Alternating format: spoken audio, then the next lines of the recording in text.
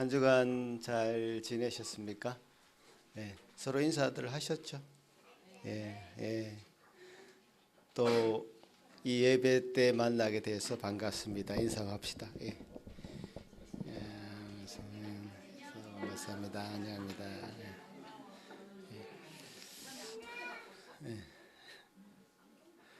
자, 그러면 같이 기도하심으로 6월 23일 밴쿠버 예수산길교회 예배를 시작하겠습니다. 우리의 도움은 천지를 지으신 여호와의 이름에 있도다. 아멘. 거룩하신 하나님 아버지, 참 감사합니다. 주님의 자녀들을 이렇게 불러 모아 주셔서 주님 앞에 예배하게 하신 은혜 감사합니다. 주님, 우리의 모든 삶이 일주일의 삶 가운데 이리저리 부서져 있었지만 주님 앞에 겸손하게 엎드리고 나아갈 때 주님께서는 온전한 것으로 만드시는 놀라운 은혜를 저희들에게 허락하여 주실 줄 믿습니다. 아버지 하나님 도우셔서 말씀하여 주시고 또 놀라운 깨달음이 있게 하시고 주님 앞에 겸손하게 더 나아갈 수 있는 힘과 용기, 결단이 있는 이 예배 되도록 도와주시옵소서. 세상 다시 살아갈 수 있는 용기 주시고 모든 불안에서 해방되게 하시고 주님께서 주신 은혜가 우리 삶을 이끌어가는 이 예배가 될 수 있도록, 그런 은혜가 주어지는 예배 될 수 있도록 도와주시옵소서. 시종을 주님께 부탁드립니다. 감사드리옵고 예수님 이름으로 기도합나이다. 아멘. 다 같이 일어나서 하나님께 영광 돌리는 찬송 드리겠습니다.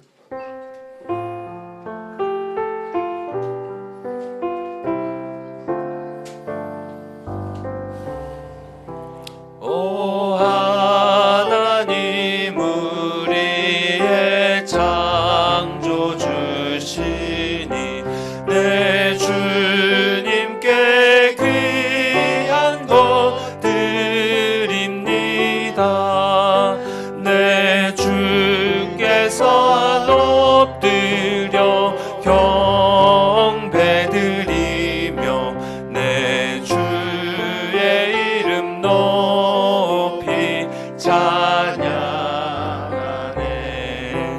오 하나님 우리의 대주제시여 큰 풍랑이 일 때도 도우셨네. 죽음에서 우리를 구하셨으니 내 주의 이름 높이 찬양하네.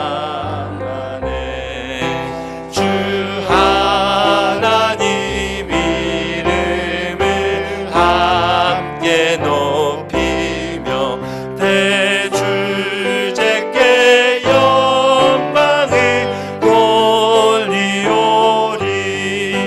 그 능력이 우리를 지켜주시니 주 하나님을 높이 찬양하네.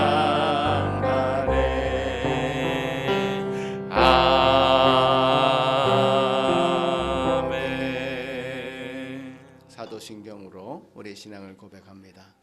전능하사 천지를 만드신 하나님 아버지를 내가 믿사오며 그 외아들 우리 주 예수 그리스도를 믿사오니 이는 성령으로 잉태하사 동정녀 마리아에게 나시고 본디오 빌라도에게 고난을 받으사 십자가에 못 박혀 죽으시고 장사한 지 사흘 만에 죽은 자 가운데서 다시 살아나시며 하늘에 오르사 전능하신 하나님 우편에 앉아 계시다가 저리로서 산자와 죽은 자를 심판하러 오시리라.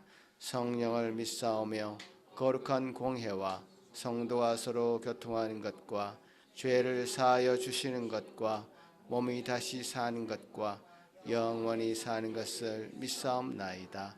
아멘. 십계명 낭독합니다. 하나님이 이 모든 말씀으로 말씀하여 이르시되 나는 너를 애굽 땅 종되었던 집에서 인도하여 낸 내 하나님 여호와니라. 제1은 너는 나 외에 다른 신들을 내게 두지 말라. 제2는 너를 위하여 새긴 우상을 만들지 말고 또 위로 하늘에 있는 것이나 아래로 땅에 있는 것이나 땅 아래 물속에 있는 것에 어떤 형상도 만들지 말며 그것들에게 절하지 말며 그것들을 섬기지 말라. 제3은 너는 내 하나님 여호와의 이름을 망령되게 부르지 말라. 제4는 안식일을 기억하여 거룩하게 지키라. 제5는 내 부모를 공경하라. 제6은 살인하지 말라. 제7은 간음하지 말라. 제8은 도둑질하지 말라.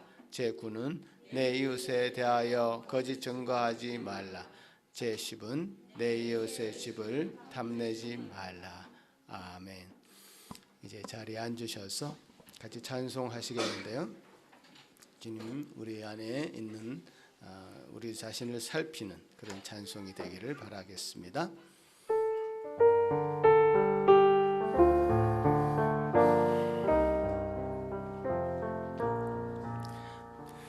내가 깊은 곳에서 주를 불러 아뢰니 주여 나의 간구를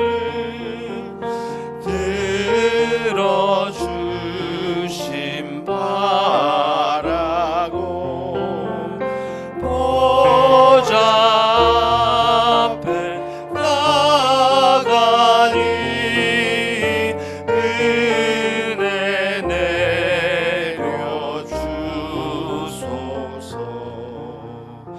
주가 죄를 살피면 누가 능히 서리요. 조직 주만 모든 죄 용서하여 주시니 주님 앞에 떨면서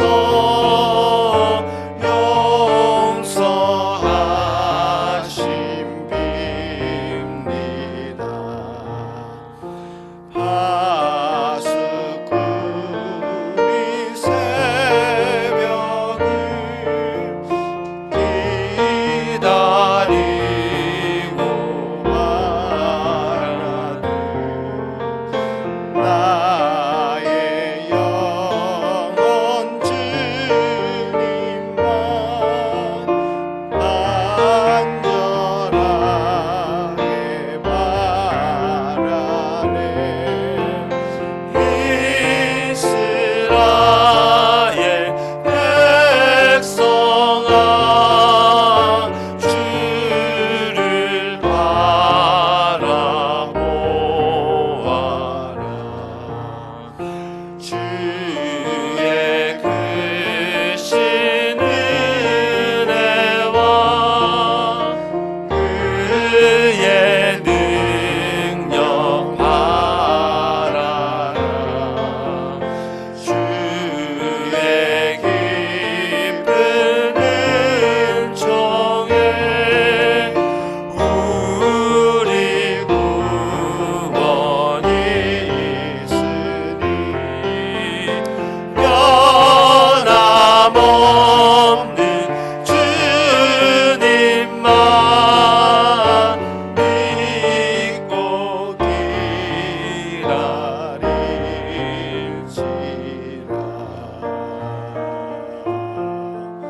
그렇습니다. 주님께서 우리의 죄를 살피면 누가 주님 앞에 설 수 있겠습니까? 주님께서는 십자가에서 우리 모든 죄를 사하시고 이제 그 모든 죄에서 해방되었다고 선언해 주셨습니다. 주님, 그렇지만 주님, 우리가 날마다 우리 마음 가운데 참 그 죄로 말미암아 해결하지 못하는 문제로 말미암아 참 어떤 것으로 주님 앞에 온전히 나아갈 수 없는 그런 상태에 있다면 주님, 우리 몸을 온전히 맡기는, 마음을 맡기는 이 시간에 기도가 있기를 바랍니다. 같이 한번 기도할 때에 여러분의 마음의 모든 것을 다 토해 넣으시고 주님 앞에 온전히 의지하고 의탁할 수 있는 시간 되기를 간절히 바라겠습니다. 같이 한번 기도합니다. 하나님 아버지, 은혜를 주심을 감사합니다.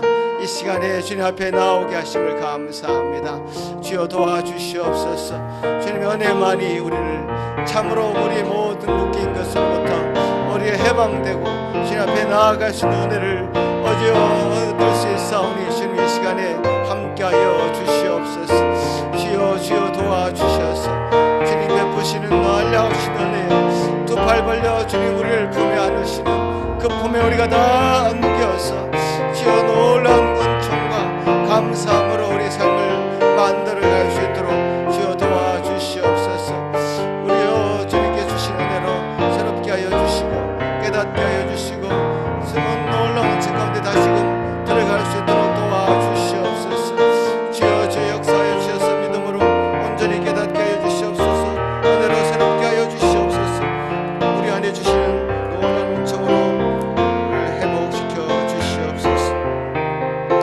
놀라운 은혜로 나아갈 수 있도록 도와주시옵소서. 주님이 원하신 것들을 도와주시옵소서.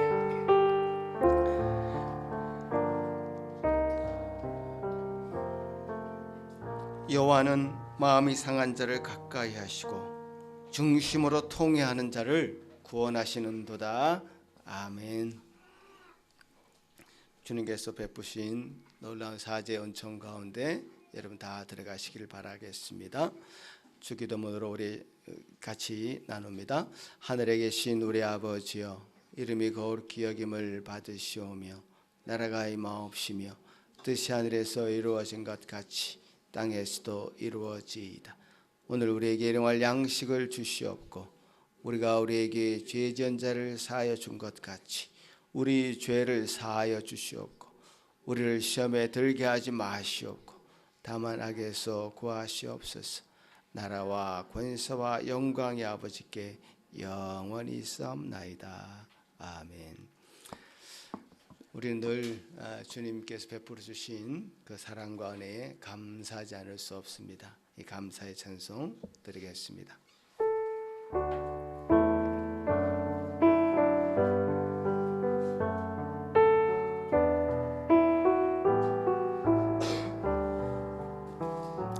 주 사랑 안에 살면 두려움 없으며 그 사랑 변함없어 늘 마음 편하다. 저 폭풍 몰아쳐서 내 마음 떨려도 주 나의 곁에 계셔 겁낼 것 없어라. 주 나의 목자시니 부족함 없으며 주 인도하는 대로 늘 따라가리라. 그 지혜 나를 깨져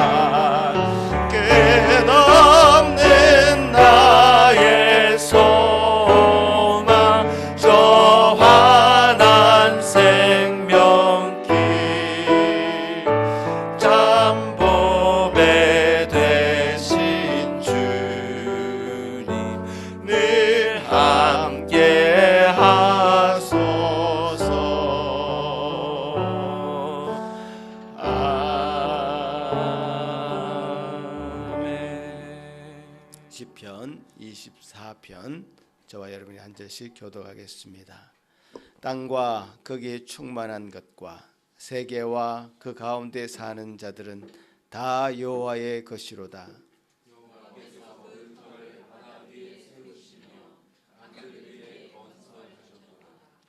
여호와의 산에 오를 자가 누구며 그의 거룩한 곳에 설 자가 누구인가?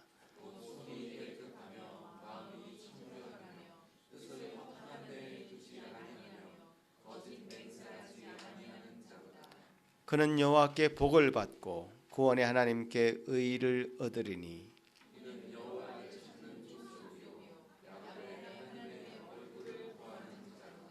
문들아 너희 머리를 들지어다. 영원한 문들아 들릴지어다. 영광의 왕이 들어가시리로다.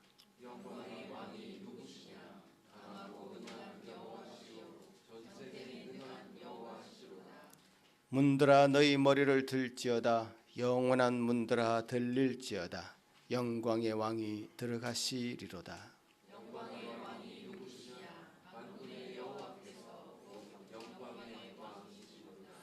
아멘.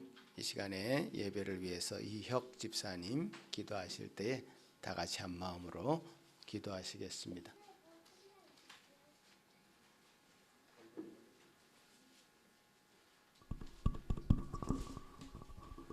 사랑과 은혜가 풍성하신 하나님 아버지, 거룩한 주일 허락하여 주시고 주님 전에 나와 예배드릴 수 있게 하심에 감사를 드립니다.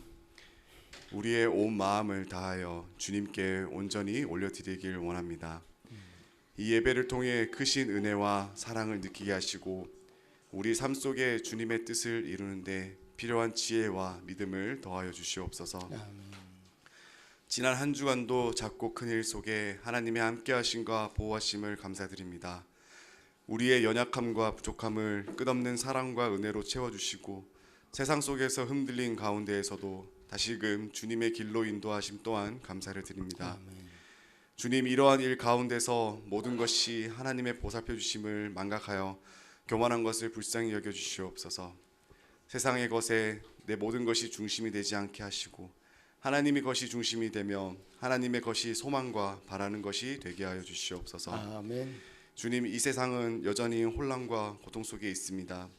전쟁, 기근, 자연재해로 고통받는 사람들을 기억하여 주시고 주님의 위로와 평강이 있길 간절히 원하며 아멘. 주님의 평화가 있게 하시고 회복해 하여 주시옵소서. 아멘.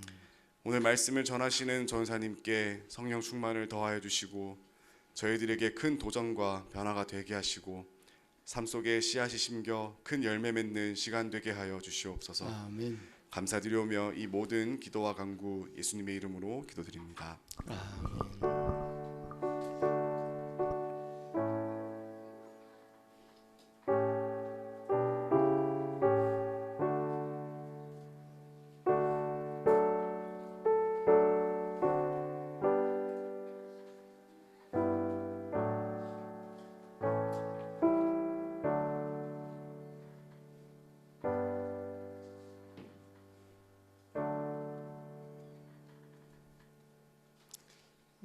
오늘 우리에게 주신 하나님의 말씀 짧은 말씀입니다. 저와 여러분이 같이 읽었으면 좋겠습니다. 시작. 이것이 너희의 간구와 예수 그리스도의 성령의 도우심으로 나를 구원에 이르게 할 줄 아는 고로. 어린이들 위해서 기도하는 시간입니다. 어린이들 다 같이 나와 주세요.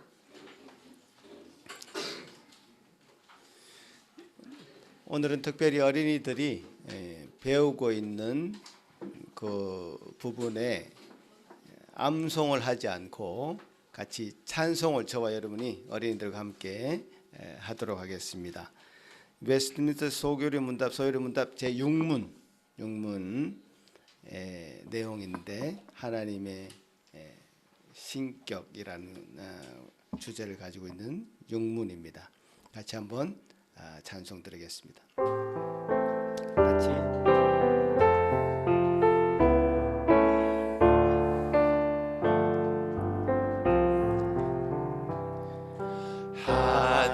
하나님의 신격엔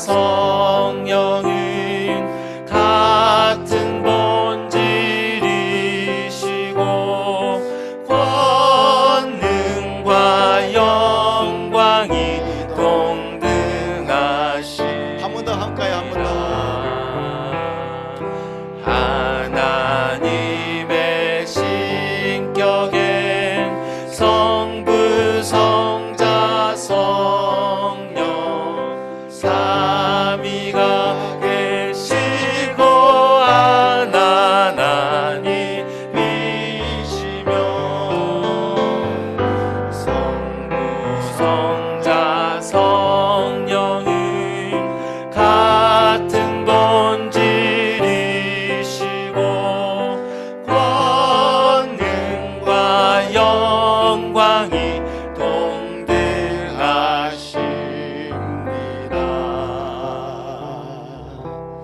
예, 사실 이걸 다 암송하는 게 좋은데 이 노래로 암송하면 더 쉽게 할 수 있을 것 같아서 이렇게 곡을 만든 것 같습니다. 우리 전도사님 만든 거죠 이거? 네, 그렇죠. 그 곡은 사실 원래 있던 곡이지만 이렇게 만든 게 중요합니다. 예. 그래서 우리가 이렇게 만들어서 여러분과 함께 잘 암송할 수 있도록 하면 좋겠습니다. 같이 기도하겠습니다. 하나님 아버지 감사합니다.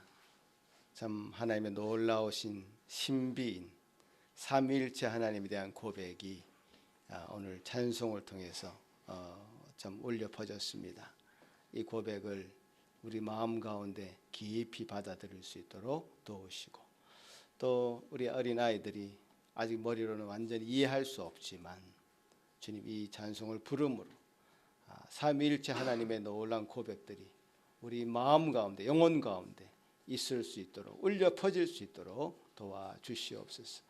우리 인생을 통해서 역사하시는 삼위 하나님, 성부 하나님, 성자 하나님, 성령 하나님의 놀라운 역사가 앞으로 이들 삶 속에 구체적으로 적용하시고 또 구체적으로 인도하심을 깨닫고 그렇게 주님 삼위일체 하나님을 이들이 다 고백할 수 있는 저들 되도록 도와주옵소서.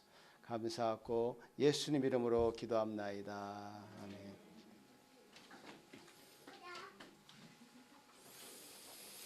예, 오늘 우리 전사님 구원에 이르게 하는 이것이란 제목으로 말씀 전해주시겠습니다.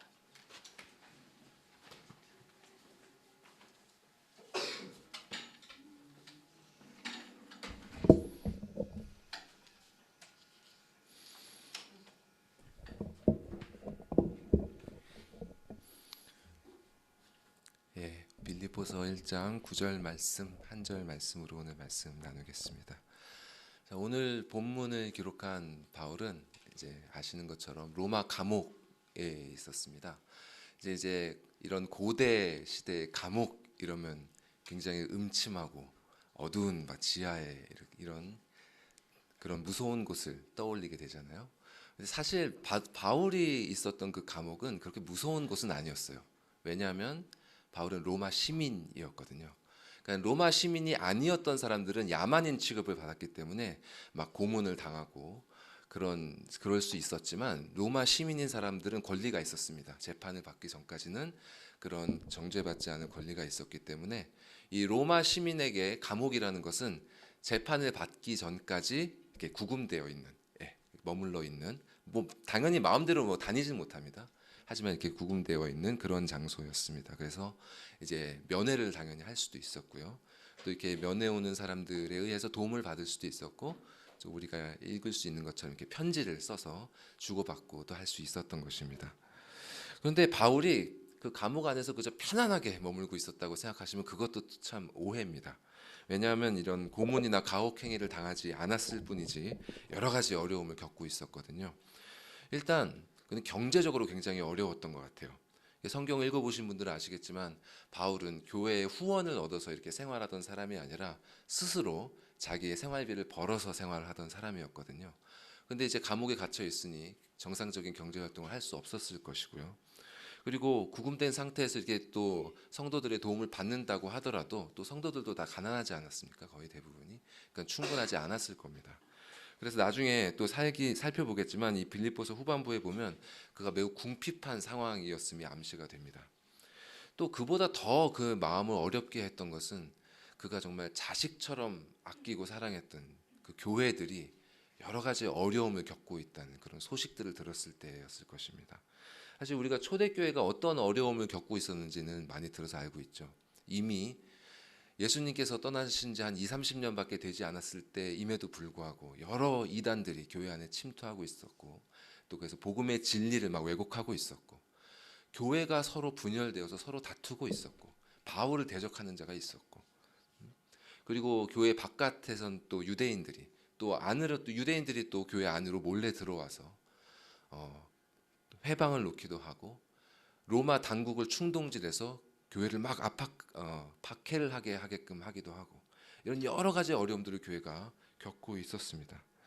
참 이렇게 인생에 정말 바울이 이제 세상을 떠날 것을 좀 예감하고 있지 않았습니까 이때? 근데 자신이 인생을 바쳐서 세우고 양육했던 그 교회들이 이런 어려움을 겪고 있다는 소식을 들었을 때 그 마음이 얼마나 어려웠을지 참 짐작이 갑니다. 또한 바울은 또 그의 몸도 성하지 않은 상태였어요. 많은 학자들이 그가 오랫동안 이 뇌전증, 그러니까 예전에는 간질이라고 불렸죠. 이 뇌전증을 오랫동안 앓고 있었을 것이라고 추정을 합니다. 물론 그 병이 정확하게 뇌전증이다 이렇게 단정을 지을 수는 없지만 성경을 토대로 추론을 해보면 때 그가 굉장히 오랫동안 치유되지 않는 병으로 인해 고통을 받고 있었음을 알 수 있습니다. 게다가 그는 자신의 미래가 어떻게 될지 전혀 알 수 없는 그런 불확실한 상황 가운데 있었죠. 이 사람의 마음이 그런 것 같아요. 내가 어떻게 될지 알 수 없다는 그런 불확실성 가운데 있을 때가 제일 사람이 스트레스를 받는 것 같습니다.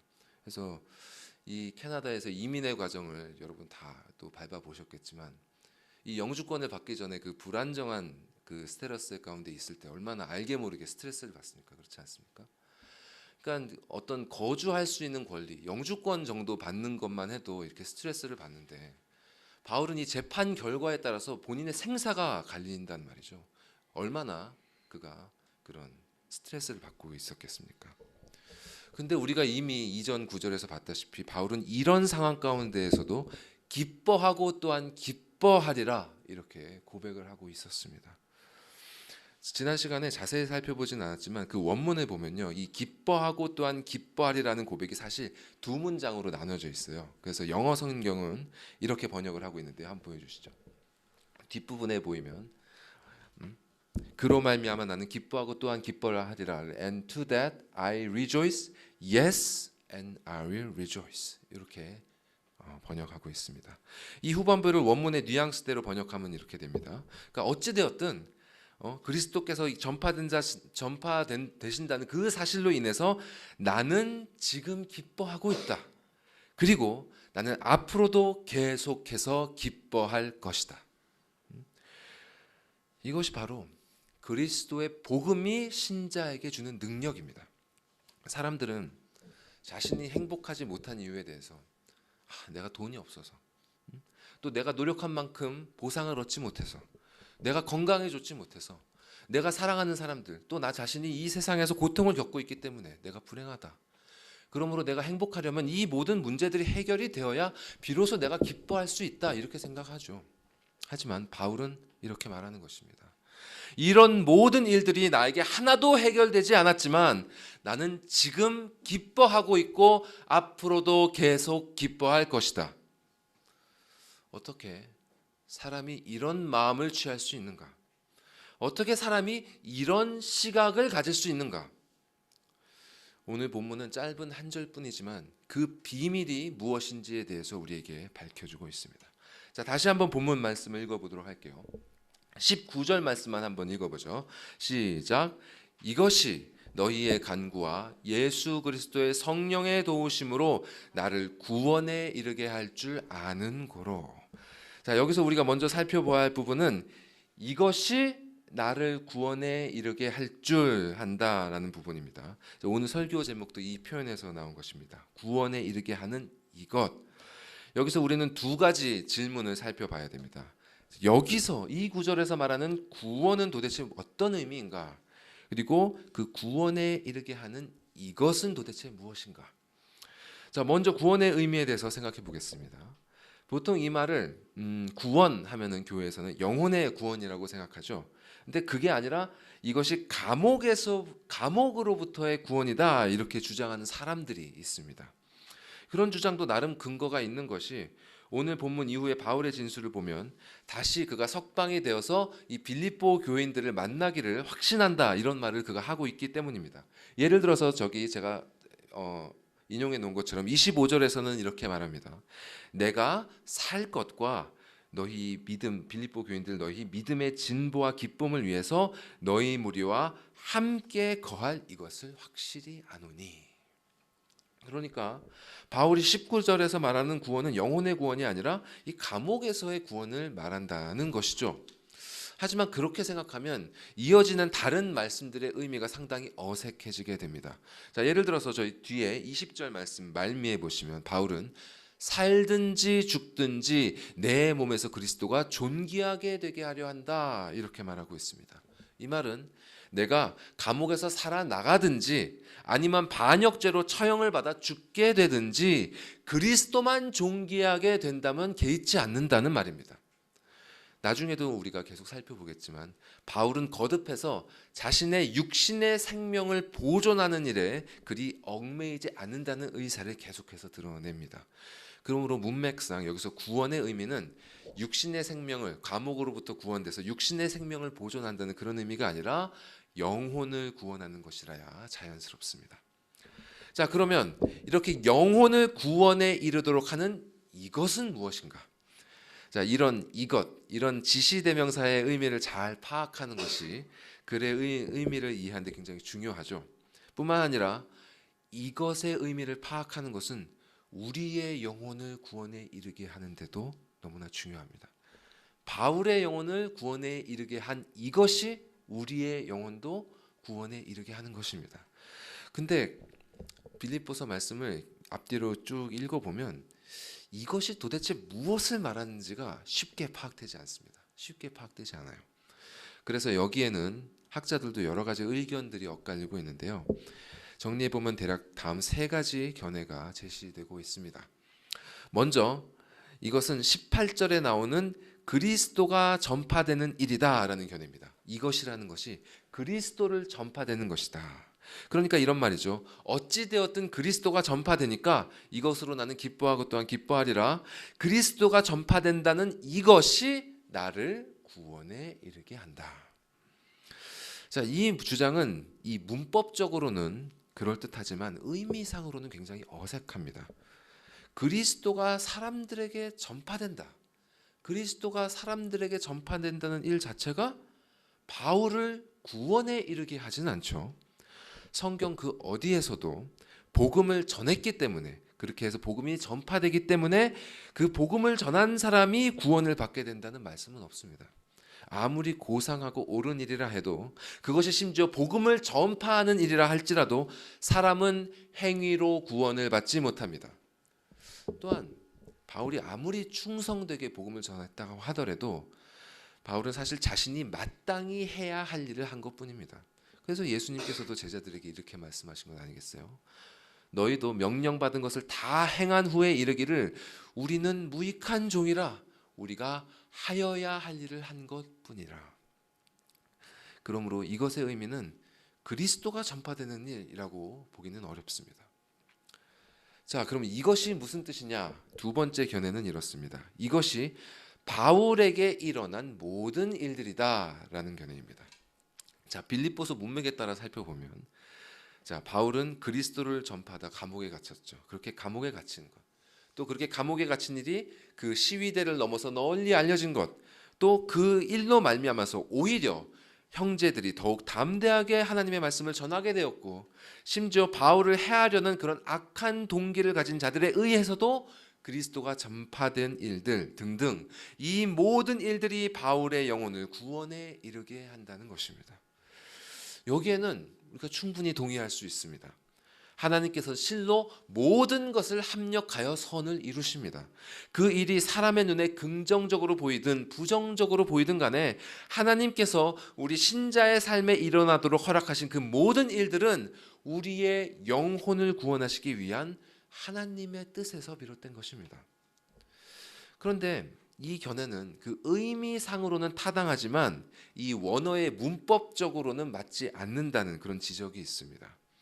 이것이 바울에게 일어난 그 모든 일들이라는 의미로 사용되려면 이렇게 이것이라는 단수가 아니라 이것들이라는 복수로 사용되어야 원어의 문맥상 자연스럽다는 지적이죠. 자, 그래서 마지막 또 세 번째 견해가 있는데요. 세 번째 견해는 이것을 바울이 이렇게 부정적인 상황 속에서도 그리스도가 전파된다는 그 본질적인 정황을 파악하고 그렇게 기뻐할 줄 아는 그러한 판단력이라고 해석합니다. 자, 쉽게 말해서 이 바울의 영적인 통찰력이라는 것이죠. 자, 그러나 이런 해석도 우리가 아까 살펴본 그 첫 번째 견해와 마찬가지로 바울 본인이 가르치는 복음과 어울리지 않습니다. 사람은 그의 행위로도 구원에 이를 수 없을 뿐만 아니라 그의 능력으로도 구원에 이를 수 없는 것입니다. 아무리 성숙한 성품을 가지고 있다고 할지라도, 또 소위 말하는 깊은 영성을 가지고 있다 할지라도 자신의 능력이나 성품으로 구원에 이른다는 것은 전혀 성경의 가르침과 어울리지 않습니다. 자, 그러면 이 바울을 구원에 이르게 하는 이것은 도대체 무엇일까? 자, 어떤 것에 참된 의미를 발견하려면 이 현미경으로 자세히 살펴보듯이 본문의 시선을 집중하는 것도 필요하지만 때로는 시점을 확대해서 넓게 바라보는 것이 필요할 때도 있습니다. 그래서 이번에는 본문을 잠시 벗어나서 이 글을 기록하고 있는 바울의 상황을 다시 한번 생각해 볼게요. 자, 여러분 한번 생각해 보십시오. 여러분이 마치 바울이 되어서 바울처럼 로마 감옥에 갇힌 상황이라면 여러분은 어떤 일을 하면서 시간을 보내실 것 같으십니까? 어떤 일을 가장 많이 하실 것 같으세요? 우리 하람 형제는 어떤 일을 할 것 같으세요? 예? 사색에 잠긴 것이다. 예, 예. 사색에 혹시 다른 생각을 가지신 분?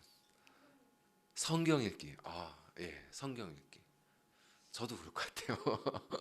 예, 예상되는 답변을 제가 쓰기는 기도할 것 같다. 또 편지를 쓸 것 같다. 또 사람들을 만나는 일, 이런 일을 예상을 했는데, 예, 저도 성경을 읽고 사색을 하는 일을 가장 많이 하게 되지 않을까. 근데 당시에는 이제 신약 성경이 쓰여지고 있었던 때니까 성경을 읽는다면 이제 구약 성경을 바울은 읽었겠죠. 근데 만약 여러분께서 바울처럼 로마 감옥에서 구약 성경을 읽으신다면 구약의 어떤 부분을 읽으실 것 같습니까? 물론 많은 부분을 읽었겠죠. 이 부분은 근데 분명히 읽었을 것 같다. 혹시 예상 가는 부분이 계신가요? 예? 욥기. 경혜자매님께 상품을 드려야 될 것 같은데. 예, 욥기, 시편 아마 이런 말씀을 가장 많이 읽지 않았을까. 예. 저도 욥기가 반드시 포함되어 있었을 것이라고 생각합니다. 근데 이렇게 생각하는 데는 상당한 근거가 있습니다. 그리고 이것은 많은 학자들도 그렇게 생각합니다. 왜냐하면 지금 우리가 살펴보고 있는 이 19절의 일부분과 똑같은 표현이 욥기에 그대로 등장하고 있기 때문입니다. 자, 욥기 말씀 보여주시죠. 16절 말씀 같이 읽어볼까요? 시작. 경건하지 않은 자는 그 앞에 이르지 못하나니 이것이 나의 구원이 되리라. 자, 저기 이것이 나의 구원이 되리라 하는 부분이 바로 오늘 본문에 똑같이 나옵니다. 밑에 제가 표시해 놓은 것처럼 한글 성경 빌립보서에 이것이 나를 구원에 이르게 할 줄 하는 부분이 이 원문에서는 동일한 표현입니다. 자, 여기까지 들으시면 성경에 상식이 있는 분들은 좀 의문이 드실 거예요. 욥기는 구약이니까 히브리어로 쓰였을 것이고 빌립보서는 헬라어로 쓰였을 것인데 어떻게 똑같을 수 있는가? 자, 그런데 바울의 시대에는 이미 구약 성경을 헬라어로 번역한 70인역이라는 성경이 널리 읽히고 있었습니다. 그러니까 바울이 구약을 헬라어로도 읽었다는 것은 전혀 놀라운 일이 아닙니다. 그러면 바울은 왜 빌립보서를 기록하면서 욥기에 나온 이 표현을 떠올렸던 것인가? 자, 일단 욥이 겪고 있는 이 상황 자체가 바울과 매우 유사한 부분이 많습니다. 여러분 대부분 욥의 이야기를 잘 아실 테지만 간략히 요약해서 말씀드리면 욥은 하나님을 경외하는 사람이었죠. 그리고 많은 재산을 가진 부자였고 10명의 자녀를 둔 아주 다복한 사람이었습니다. 그러나 지난 시간에 우리가 살펴봤듯이 이렇게 신앙의 길을 잘 걷고 있는 사람에게는 반드시 그의 걸음을 넘어뜨리려는 대적자가 나타나게 마련이죠. 사탄은 욥을 넘어뜨리기 위해 나섰고 또 하나님께서는 사탄이 욥을 시험하도록 허락하셨습니다. 그로 인해 욥은 하루아침에 그가 가진 모든 재산을 잃어버렸고 자녀들을 모두 잃어버렸고 거기에 더해 지독한 피부병으로 고통을 당하는 처지가 되었습니다. 그런 그를 위로하기 위해 친구들이 찾아왔지만 그 친구들은 오히려 욥을 정죄하는 말을 쏟아놓으면서 그를 더욱 고통스럽게 만들었습니다. 자, 욥이 가진 재산을 모두 잃었던 것처럼 바울도 궁핍한 상황에 처해 있었습니다. 욥이 자녀들을 모두 잃은 것처럼 바울도 자식처럼 아끼는 교회들이 온갖 어려움으로 신음하고 있었습니다. 욥이 병으로 인해 육신의 고통을 겪었던 것처럼 바울 역시 오래된 병으로 고통을 겪고 있었고 욥이 친구들의 정죄로 인해 고통을 당했던 것처럼 바울도 그의 매임에 괴로움을 더하게 하려는 자들로 인해서 공격을 당하고 있었습니다. 이런 상황 가운데 바울은 욥의 모습 속에서 자신의 모습을 투영했던 것 같습니다. 그리고 그는 욥이 했던 이 표현을 그대로 옮기면서 자신의 상황을 빌립보서에 기록해 나갔습니다. 그렇게 우리가 찾고 있는 이 본문의 이것의 참된 의미를 우리는 욥기에서 찾을 수 있을 것입니다. 그러면 욥은 어떤 맥락에서 저런 표현을 했던 것일까요? 자, 욥기를 읽어본 분들은 아시겠지만 욥은 지금 그를 찾아온 친구들과 논쟁을 하고 있습니다. 그리고 친구들은 욥에게 많은 말들을 쏟아내고 있지만 그 친구들의 논지는 대략 이래요. 들어보십시오. 욥, 네가 지금 이런 끔찍한 고통을 당하고 있는 이유는 결국 네가 하나님 앞에 죄를 지었기 때문이다.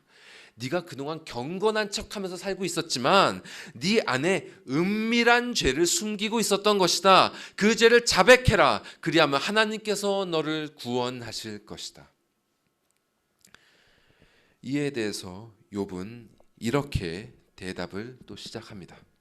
제가 읽어보겠습니다. 욥기 12장 말씀입니다. 지혜와 권능이 하나님께 있고 계략과 명철도 그에게 속하였나니 그가 허르신즉 다시 세울 수 없고 사람을 가두신즉 놓아주지 못하느니라. 이렇게 욥은 세상을 통치하시는 하나님의 절대적인 주권과 그분의 권능에 대해서 말합니다. 그리고 이렇게 진술을 이어갑니다. 능력과 지혜가 그에게 있고 속은 자와 속이는 자가 다 그에게 속하였으며 모사를 벌거벗겨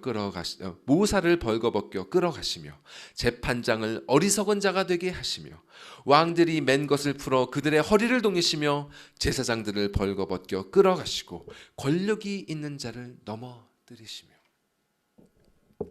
여기서 욥은 이 세상에서 높임을 받고 있는 자들, 모사, 재판장, 왕, 제사장들의 그 능력을 무색하게 하시는 하나님의 주권적인 통치하심에 대해서 묘사합니다.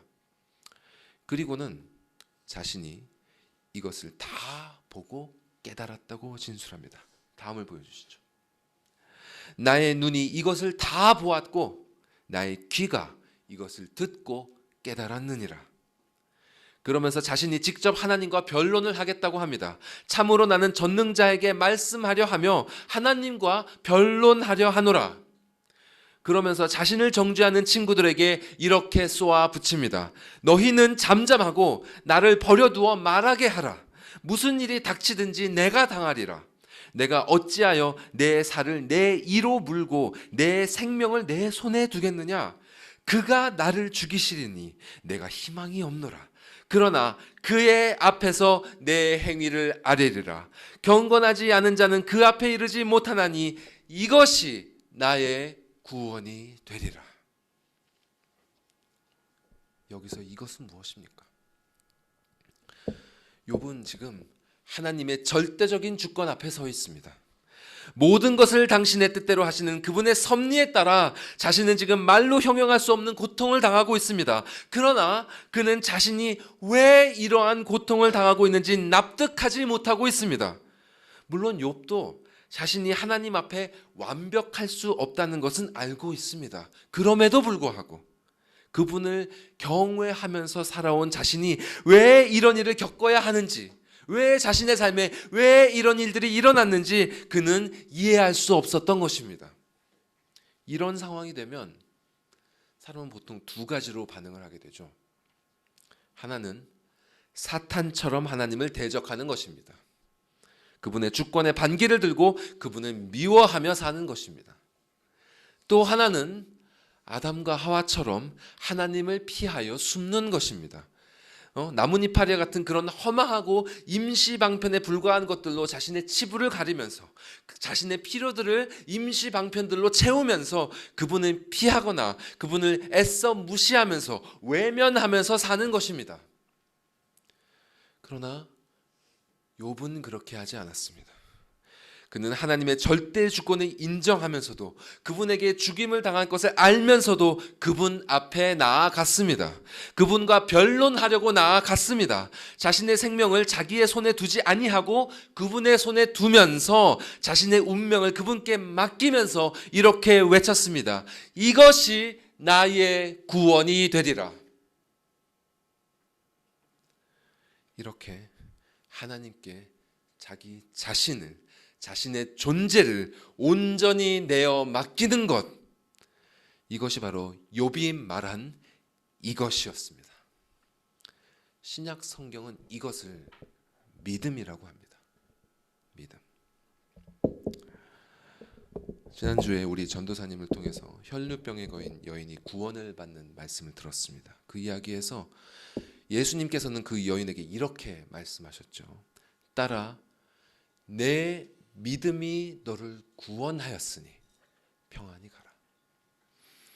그 여인의 믿음이 그녀를 구원에 이르게 했습니다. 이렇게 믿음은 사람을 구원에 이르게 합니다.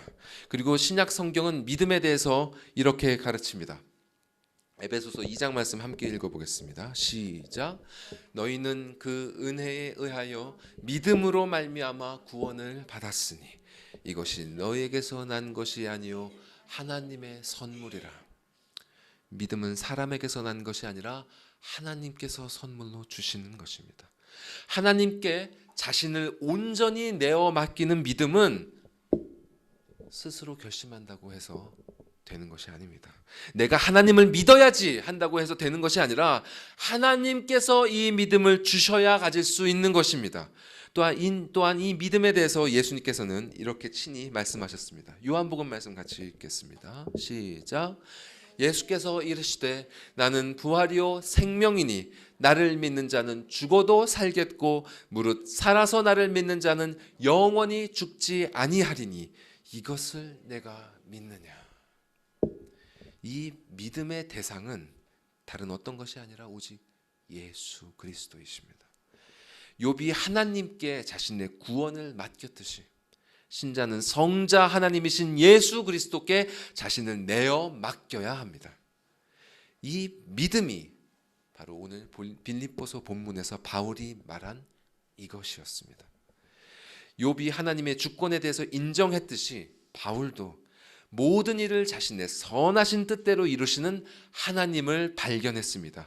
거칠애로 하나 참으로 하나 인간들은 무슨 의도로 무슨 방도로 일을 하든지 간에 전파되는 것은 그리스도다. 즉 인간들이 어떻게 하든지 간에 하나님의 뜻은 이루어진다. 이렇게 당신의 뜻대로 모든 일을 이루시는 하나님과 그분의 아들 예수 그리스도께 자신을 내어 맡기는 것, 이 믿음이 바로 그를 구원에 이르게 하는 이것이었던 것입니다. 여러분은 지금 이 믿음을 가지고 계십니까? 여러분은 여러분의 영혼을, 여러분의 생명을 그분께 내어 맡기실 수 있습니까? 자, 우리가 우리의 소중한 것을 누군가에게 맡긴다고 했을 때 신뢰가 없는 사람에게 맡길 수 있겠습니까? 예를 들어서 우리가 일을 해야 되기 때문에 데이케어에 우리의 자녀를 맡긴다고 해봅시다. 그러면 그 데이케어는 분명히 우리의 아이가 안전하게 머물 수 있는 그런 장소가 확보되어 있어야 할 것입니다. 제가 예전에 뉴스에서 본 적이 있습니다. 캐나다 어디 중부 쪽에서 난 사고인데 그 덤프 트럭이 그 데이케어 건물로 그냥 돌진해서 들어가는 사고가 있었어요. 그게 이제 CCTV로 찍혔는데 저도 그걸 보고 정말 깜짝 놀랐습니다. 정확하게 기억이 나진 않아요. 사상자가 있었는지 기억이 나진 않는데 어쨌든 안전한 장소가 확보되어 있어야 할 것입니다. 그리고 아이를 제대로 케어할 수 있는 설비가 구비가 되어 있어야겠죠. 그리고 아이들을 정말 예뻐하는 좋은 선생님들이 있어야 할 것이고요. 또 이전까지 다른 아이들도 참 잘 지냈었다는 그런 신뢰가 거기에 쌓여 있어야 할 것입니다. 이런 조건들이 갖추어져 있어야 우리가 안심하고 아이를 맡길 수 있겠죠. 그렇지 않습니까? 근데 여러분의 인생과 영원한 운명, 여러분의 영혼을 내어 맡긴다고 했을 때 그리스도께 대한 신뢰가 여러분께 있습니까? 그분이 여러분의 영혼을 맡길 만한 분이라는 신뢰가 여러분께 있습니까? 그런 신뢰는 우리가 억지로 가지려고 해서 가질 수 있는 게 아닙니다. 하나님께서 친히 여러분께 그런 믿음을 주셔야 됩니다. 하나님께서 여러분의 삶 가운데 당신이 참으로 온 세상을 주관하시는 하나님이심을 드러내셔서 여러분으로 하여금 그분을 신뢰하지 않을 수 없도록 인도하셔야 하는 것입니다. 바울과 욥은 삶 가운데 그러한 인도하심을 받고 그분을 온전히 신뢰하게 되었습니다. 그렇기 때문에 바울은 로마 감옥에 들어가서도 그분을 신뢰하며 기뻐할 수 있었던 것입니다.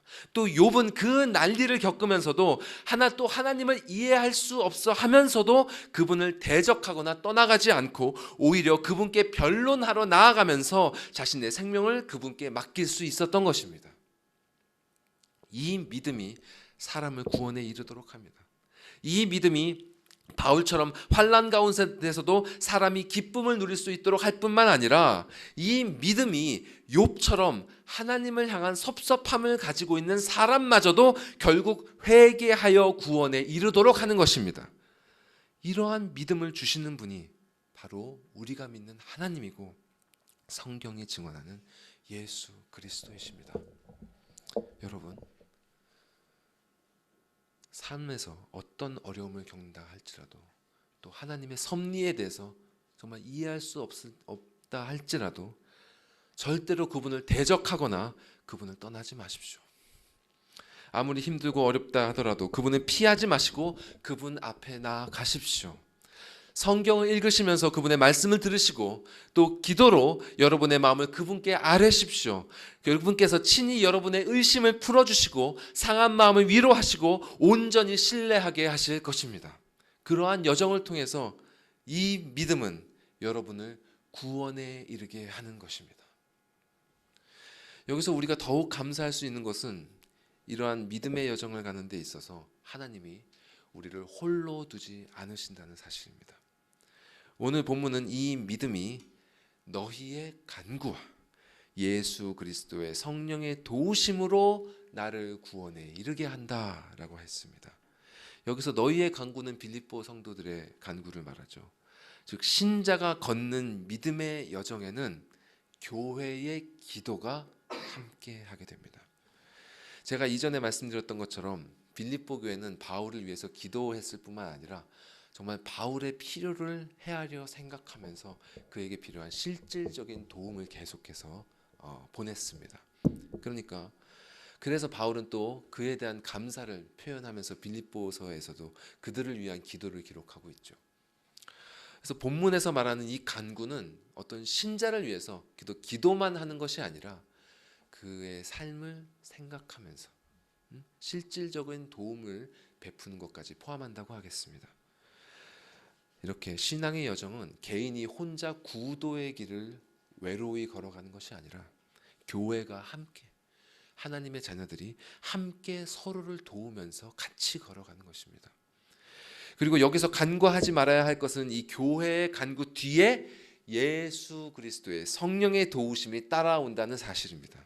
자, 원문에서 보면 이 두 명사는 하나의 관사를 쉐어하고 있습니다. 그러니까 간구와 도우심 이렇게 명사는 두 개인데 영어로 말하면 이 더라는 관사는 하나라는 것입니다. 원문에서 이런 경우 이 두 명사는 개별적으로 취급되지 않고 하나인 것처럼 여겨진다고 합니다. 즉 교회의 간구와 성령의 도우심은 개별적인 것이 아니라 하나라는 것입니다.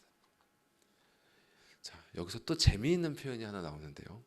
성령의 도우심이라고 할 때 이 도우심이라는 말에 어디서 나왔냐면 본래 합창단을 지휘한다 또는 공연이 이루어지도록 지원하고 공급한다는 뜻에서 나온 말이라고 합니다. 참 이 의미가 기가 막히다고 생각했습니다. 그렇지 않습니까? 성령께서 마치 합창단을 지휘하시듯이 교회를 지휘하셔서 각각의 성도가 서로를 위해 기도하게 하시고 또한 그들이 그러한 기도들을 이어갈 수 있도록 그들의 모든 영적 필요를 지원하시고 공급하신다는 사실입니다.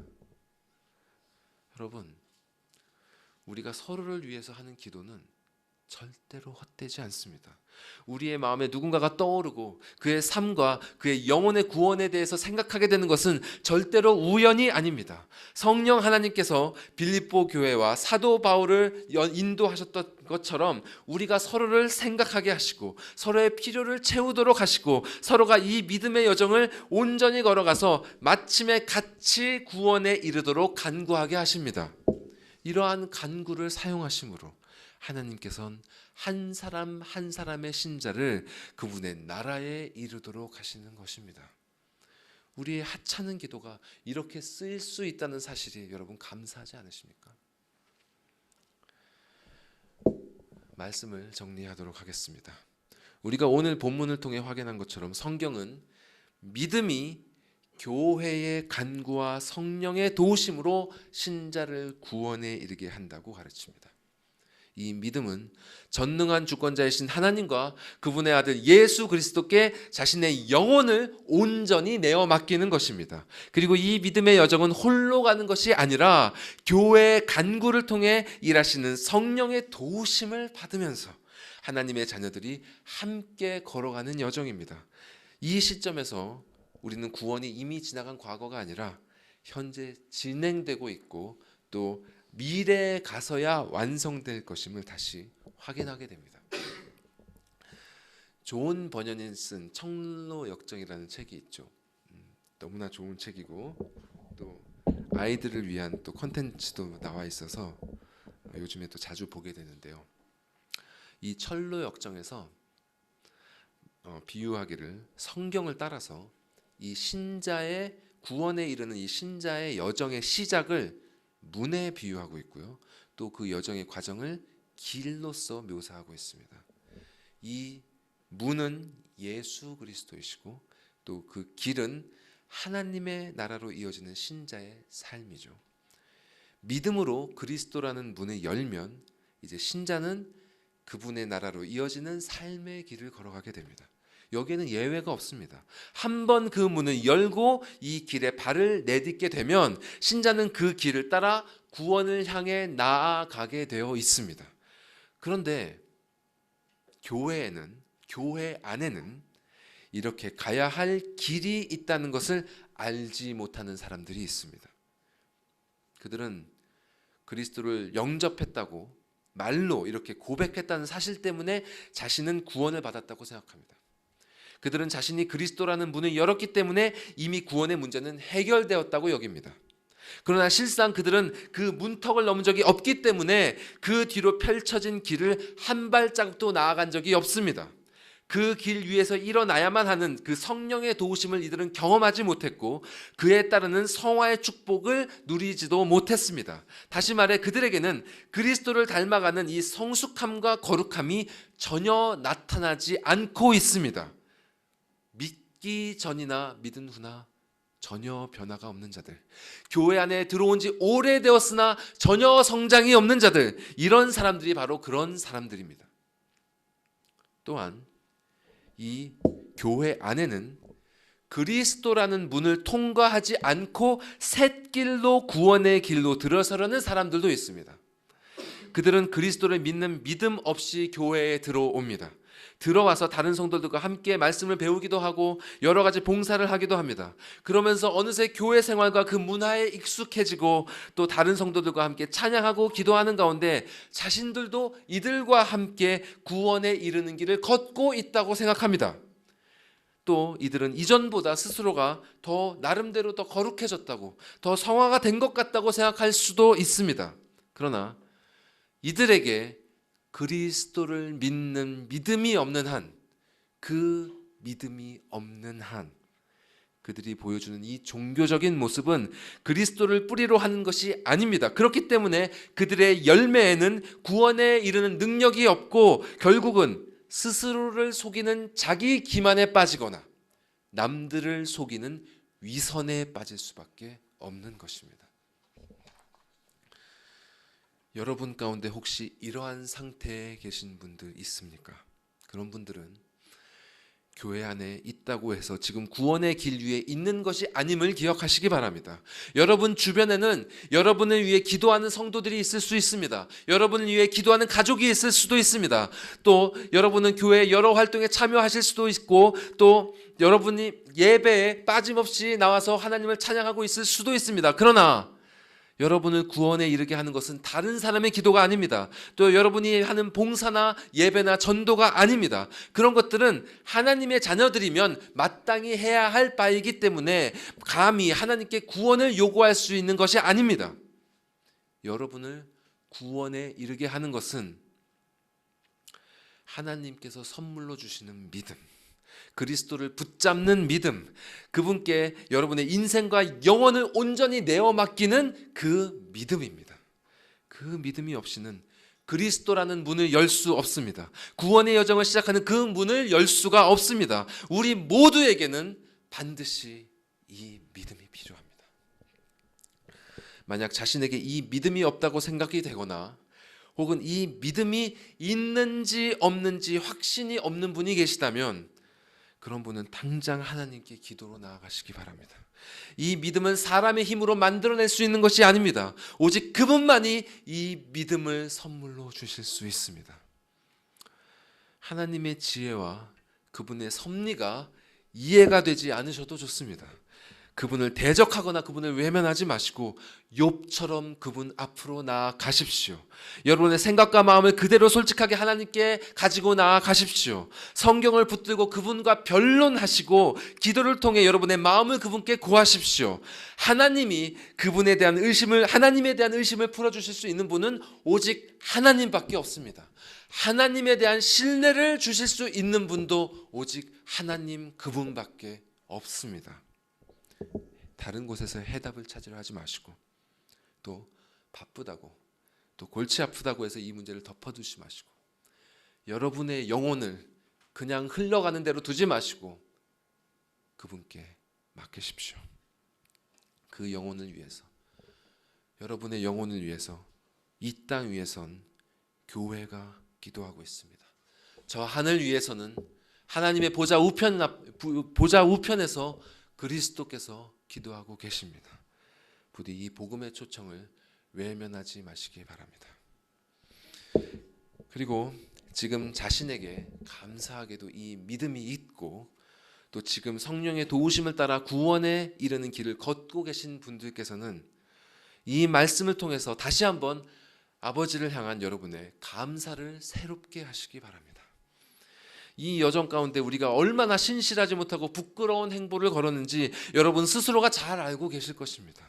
욥이 그랬던 것처럼, 또 그리스도를 만나기 전 바울이 그랬던 것처럼 우리는 그분 앞에 참으로 부끄럽고 민망한 길을 걸었습니다. 그럼에도 불구하고 아버지께서는 그리스도의 보혈로 그 모든 부끄러움을 씻어주시고 그 무엇과도 바꿀 수 없는 이 귀한 믿음을 선물로 주사 지금 이 시간 이곳까지 우리의 발걸음을 인도하셨습니다. 그분께 감사하시고 그분이 받으셔야 마땅한 찬양과 영광을 올려드리시기 바랍니다. 또한 아버지께서 여러분의 인생에 하실 그 일들에 대한 여러분의 기대를 새롭게 하시기 바랍니다. 빌립보서를 통해 우리가 계속해서 살펴보겠지만 하나님께서는 구원의 여정을 걷는 신자의 영혼을 정말 놀랍도록 변화시키십니다. 이전에 민망하고 부끄러운 모습이 더 이상 기억나지 않도록 우리의 영혼은 어느새 그리스도의 모습을 닮아 있을 것입니다. 그리고 아버지께서는 당신께서 약속하신 그 완전한 구원의 완성에 이르기까지 우리의 손을 결코 놓지 않으실 것입니다. 이것만큼 우리에게 위로가 되는 것이 있겠습니까? 이것만큼 우리에게 정말 새로운 소망과 새로운 힘을 주는 것이 또 있겠습니까? 이 진리 속에서 여러분 안식하십시오. 편안히 쉬십시오. 그리고 이 진리로부터 이 어두운 세상을 살아 이겨낼 수 있는 그 힘을 얻으시고 공급 받으시고 또 아버지 하나님과 손잡고 나아가시기 바랍니다. 마지막으로 믿음의 길을 함께 걸어가고 있는 여러분 곁에서 함께 이 길을 걷고 있는 형제 자매들을 기억하시고 그들을 위해 기도하시기 바랍니다. 또한 아직 믿음을 선물로 받지 못한 그 영혼들을 위해서 기도하시기 바랍니다. 그리스도의 영께서 친히 교회의 기도를 지휘하시고 그 기도에 필요한 모든 것을 공급해 주십니다. 서로를 향한 우리의 기도는 절대로 헛되지 않습니다. 우리가 한 사람의 영혼을 위해 작게 읊조리는 그 한마디의 기도도 하나님께서는 헛되이 떨어지지 않게 하실 것입니다. 그분의 사랑을 믿으시고 그분의 일하심을 신뢰하시고 사랑하는 사람들을 위한 기도를 쉬는 죄를 범하지 마시기 바랍니다. 그리스도의 영께서 그분의 심장으로 형제 자매를 사랑하는 자들과 언제 어디서나 함께 하실 것입니다. 오늘 꼼꼼하게 본문 말씀을 살폈습니다만 아직 다루지 못한 한 단어가 남아 있습니다. 그 단어는 지금까지 우리가 다룬 이 모든 내용을 신자는 알고 있다는 것입니다. 여러분, 성경에서 무엇을 안다는 것은 그저 머리로 안다는 것이 아님을 다시 상기하시기 바랍니다. 바울은 말씀을 듣고 읽음으로 그분을 알았을 뿐만 아니라 자신의 삶에 친히 그 말씀대로 역사하시는 하나님을 경험함으로써 이 모든 진리를 깨달았습니다. 부디 바울이 알았던 그 알미 우리의 알미 되고 또 바울이 경험했던 그 인생의 경험이 우리 인생의 경험이 되기를 간절히 바랍니다. 진실로 욥과 바울을 설복하사 그들에게 믿음을 주시고 또 그들이 믿음을 끝까지 놓지 않도록 붙잡아 주시고 그들을 결국 구원의 완성에 이르도록 이끌어 주신 그 하나님께서 저와 여러분 모두에게 그와 동일하게 역사하여 주시기를 간절히 소망합니다. 기도하시겠습니다.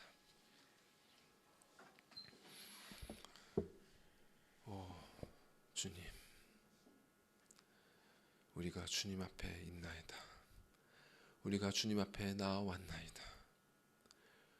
우리가 있는 모습 그대로 주님 앞에 나아가옵나이다.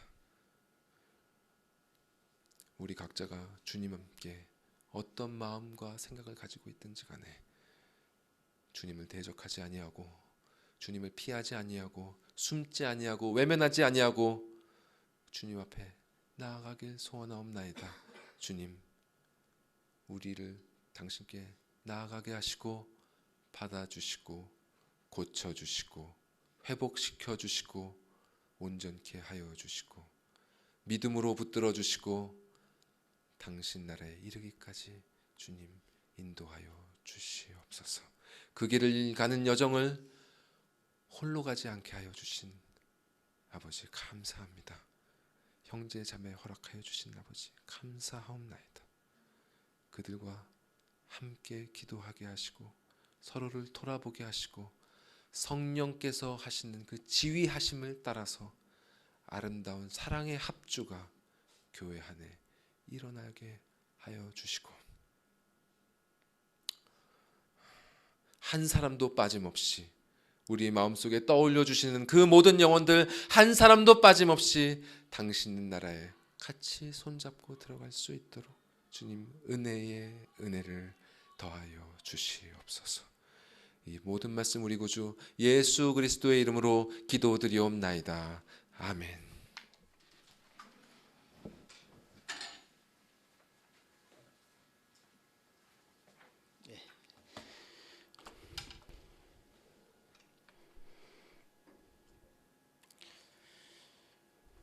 주신 말씀 기억하시면서 다 같이 일어나서 찬송 드리겠습니다.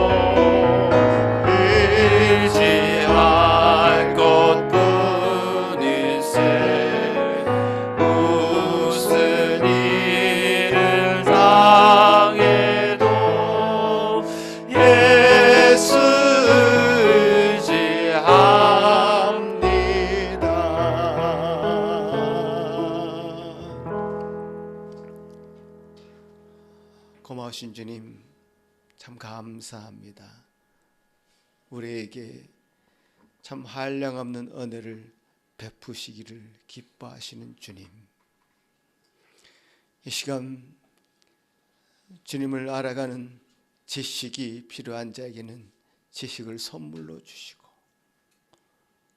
믿음이 필요한 자에게는 값없이 은혜로 그 믿음을 허락하여 주시고, 또 우리 주님이 세우신 이 사랑의 공동체 안에, 믿음의 공동체에서 참으로 자신들의 역할들을 감당할 수 있는 은사가 필요한 자들에겐 은사를 허락하여 주시며, 주님, 그래서 이 모든 것이 다 합력하여 주님의 놀라운 은혜를 이루시는 하나님 나라가 이루어져 가도록 도와주시옵기를 소망합니다.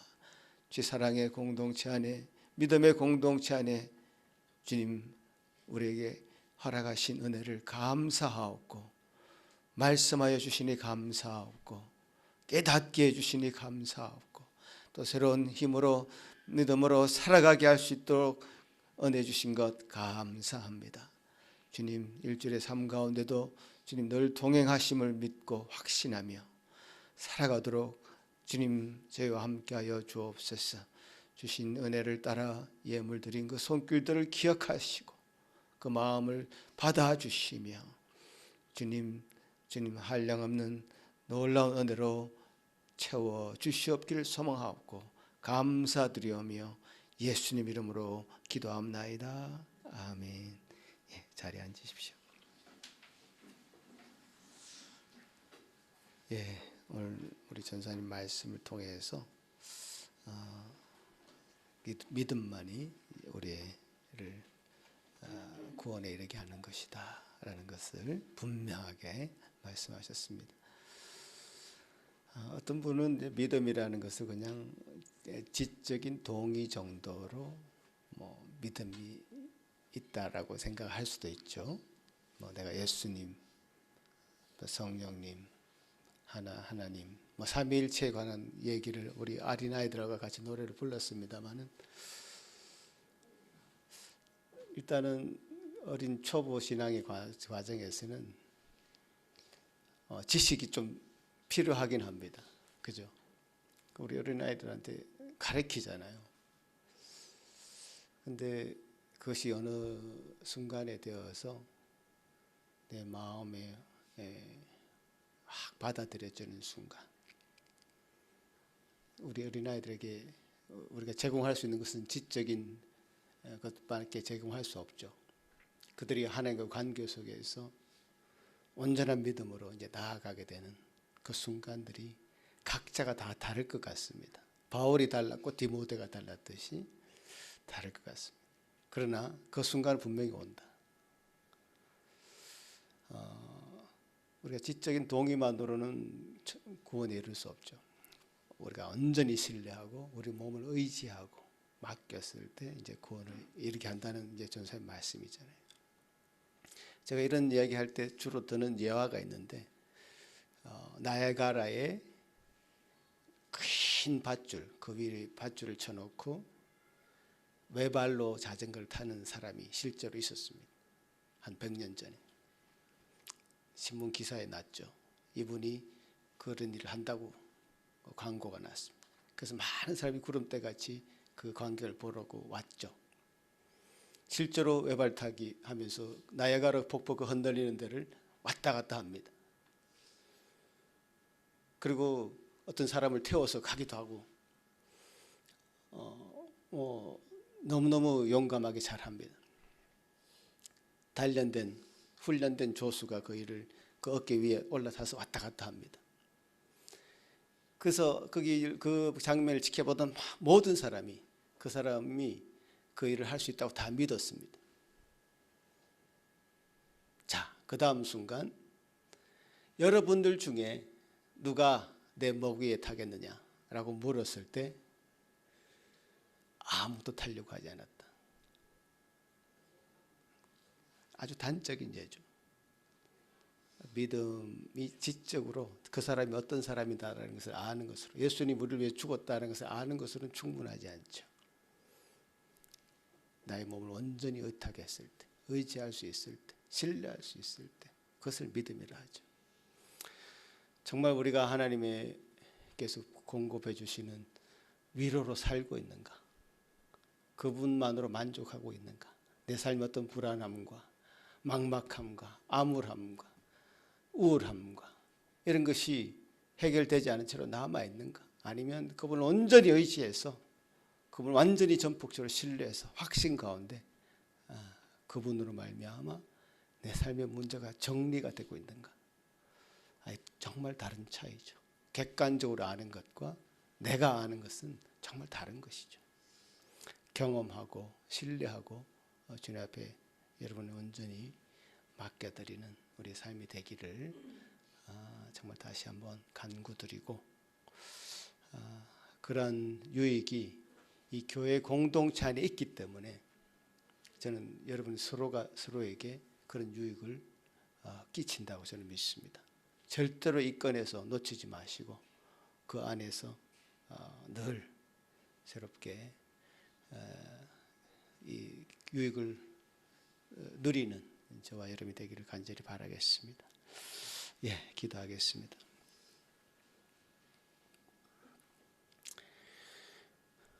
이제는 우리 주 예수 그리스도의 그 신은혜와 하나님 아버지의 극진하신 사랑하심과 성령 하나님의 위로하심과 교통하심이 이제 주님을 온전히 의지하며 주님 앞에 나아가기를 소원하고 소망하는 여기 머리 숙인 모든 성도들 위에, 그 가정 위에, 또 주의 몸된 공동체 위에 지금부터 영원토록 함께 있을지어다. 아멘.